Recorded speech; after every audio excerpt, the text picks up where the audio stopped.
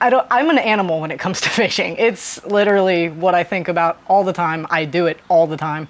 I wouldn't be able to live without it, honestly.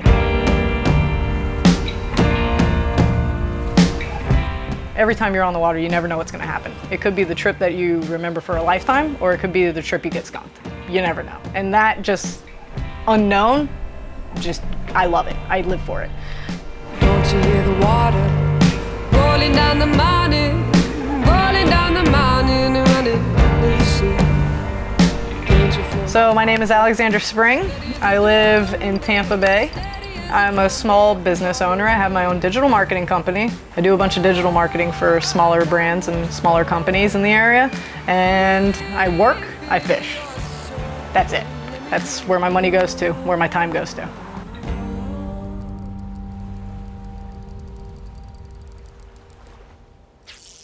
Well, I was a single father, raising a daughter.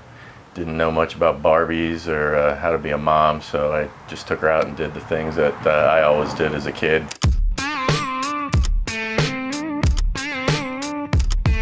Yeah, I have memories of me as young as rocking a Sesame Street shirt, catching bass, lipping them, holding them up for some photos in the backyard. And from that point, I was just hooked and I just wanted to explore more, even when I was a kid.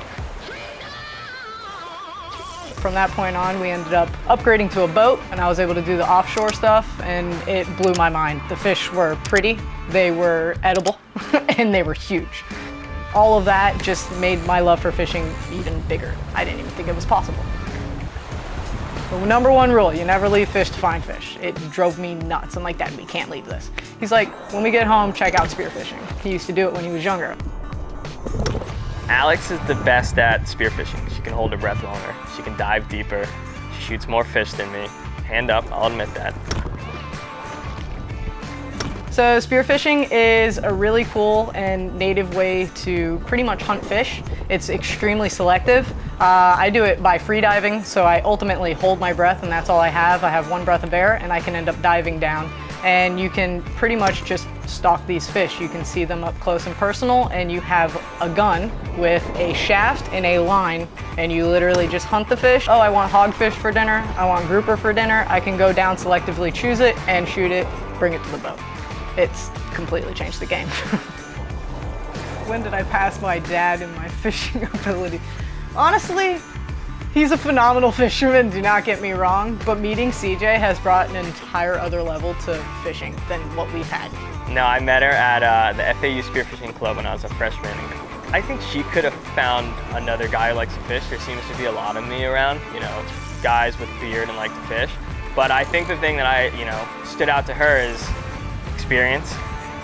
I love fishing with people who are more experienced than myself because I get to learn more and it helps me as an angler and I can become more of a jack of all trades and I wouldn't change a thing about it. It all starts the night before when me and Spring are about to go out fishing. I run some game plans off her, she runs some off me. We usually come up with an A and a B and maybe even a C if it's a real serious day and we have a lot invested. We usually have a target species that we'd like to go target, and then we both get up first thing in the morning, before the sun's out.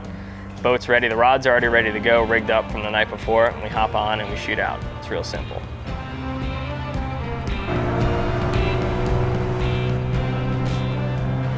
At the end of the day, if we were able to just, catch and release fish, it doesn't matter if we keep it to eat it or not. Just the tug is what we live for. So once we catch that Jack Crevalle, we're like, well, now I have the school dialed in, let's get some more. Same thing with the groupers. Once that rally starts happening, let's go back, let's get some more. And that's just the same mentality that we both have.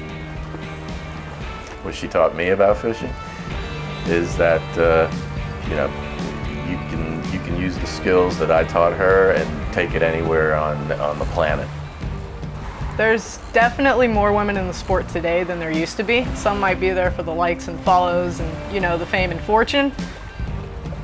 I, on the other hand, if social media didn't exist, I'd be out there grinding every single weekend and every opportunity I can get.